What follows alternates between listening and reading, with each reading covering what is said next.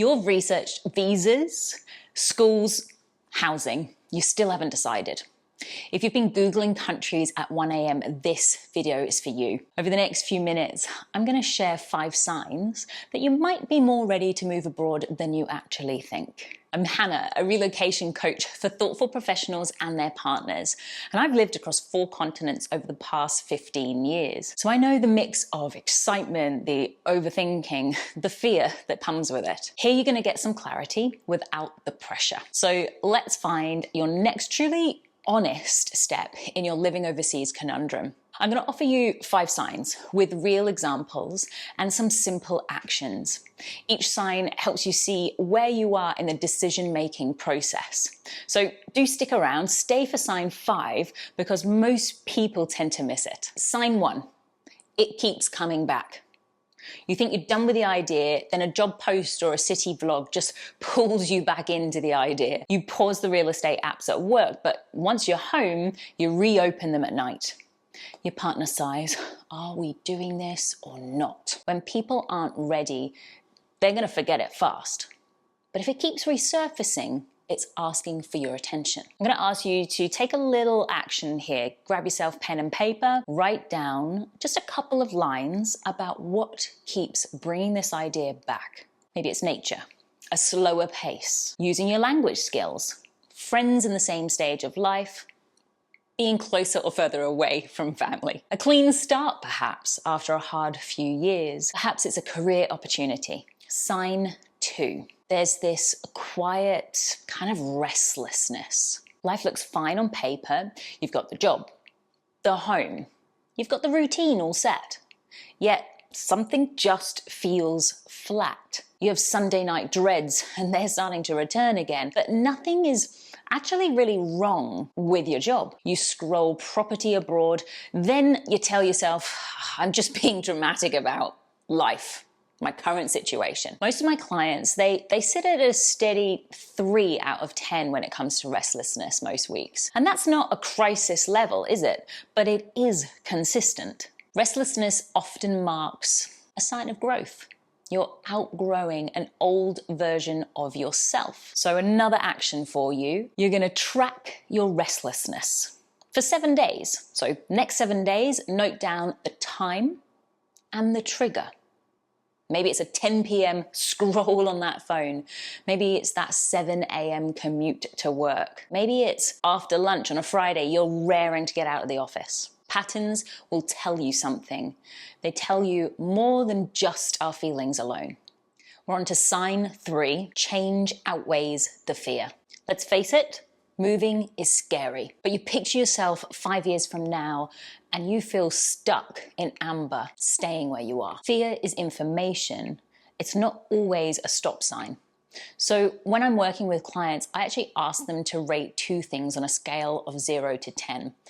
How heavy does it feel staying? How heavy does it feel to move? And if staying scores, let's say, a 7 and moving scores a 5, that gap matters. You're not looking for 0 fear. You're looking for a pull towards, if possible, rather than a push away. Push does happen, but we're in that conundrum right now of which way to go.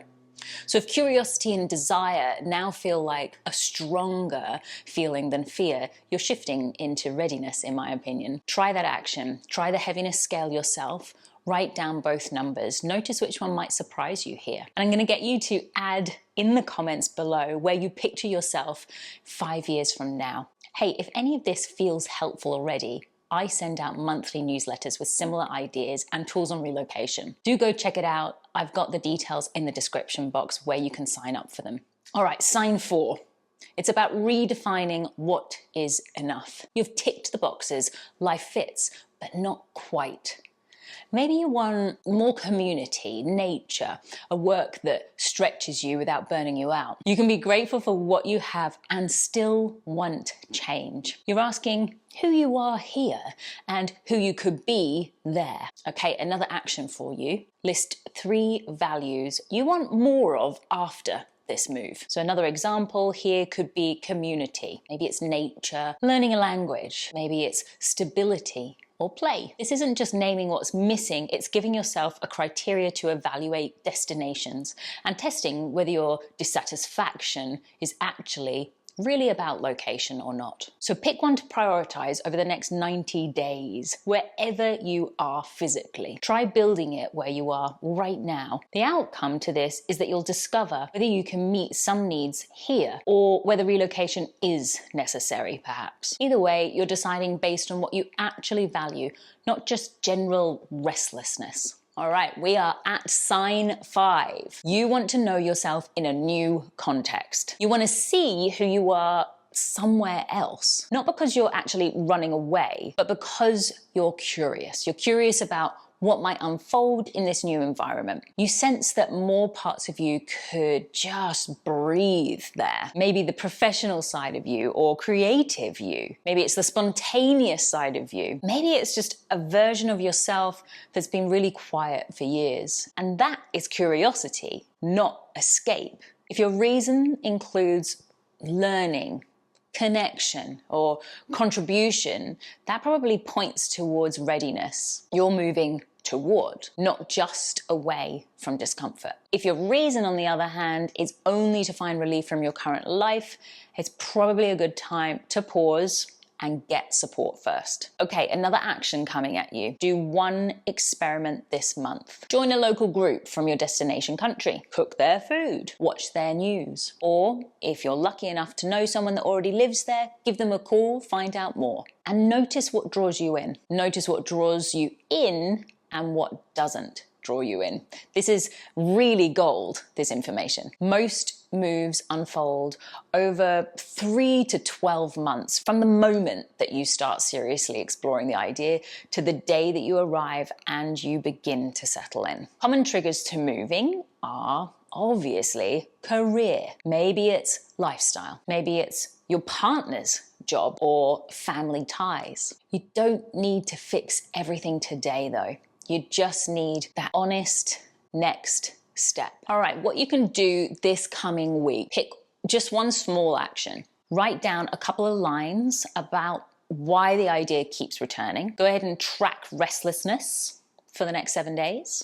Maybe list 3 values for your next chapter. Do one connection experiment with your target country. If you do just one of these, you'll already move one step closer to feeling clearer by next week. From my lived experience and from working with many others who've gone through the indecision of relocation, you don't need total certainty. You only need enough clarity to take that one step forwards with it all.